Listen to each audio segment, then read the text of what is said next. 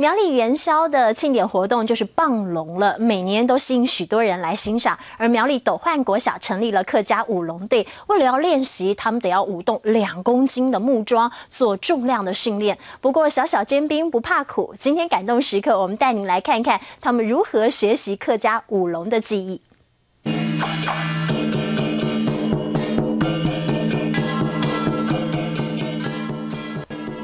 苗栗斗焕国小的舞龙队将民俗体育的舞龙竞技发挥得淋漓尽致，小小年纪舞起龙来一样虎虎生风。舞着客家花布图样的龙身，展现人龙合一的舞龙艺术。龙体在各大民俗活动中穿梭飞翔，不论是过龙门还是降龙献瑞，都令人大开眼界。只是这台上1分钟，台下是10年功，练习过程相当辛苦。舞龙用的支架1根大概1公斤，但是练习的时候可不一样，得要舞动2公斤的木桩，因为要习惯支撑龙体的重量，才能够得心应手，舞出完美的表演。就记得这个动，千万不能转向。只是发现了吗？1对1教学的不是教练，而是学长们。教练说，为的就是要培养学生的团队默契，还有责任感。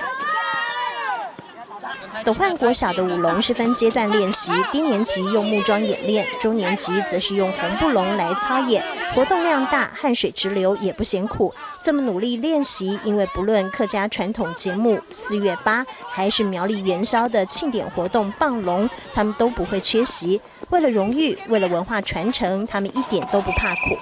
要练那个距离，还有每天早上都要练体能。不会觉得很累吗？有一点。啊，那为什么还想练习？想要为学校争光。客家童年迎龙的记忆，这几年在苗栗校园里发光。客家舞龙变成了一种精致艺术，让学生们都能够成为民俗技艺的推广种子。他们身为客家人，那至少客家的就是一般的传统技艺的这个部分，他们参与在其中，其实还蛮快乐的。客家舞龙的方式多彩多姿，变化多端，对学生来说，不但挑战体能、考验精神，也为传承与文化交流写下精彩的一页。2公斤的木桩，小小手掌卖力扛起，10年功的淬炼，盈盈热情，用心演绎，迎龙的期盼，舞龙的喜气，从校园到客庄，斗焕的孩子写下闪耀的感动时刻。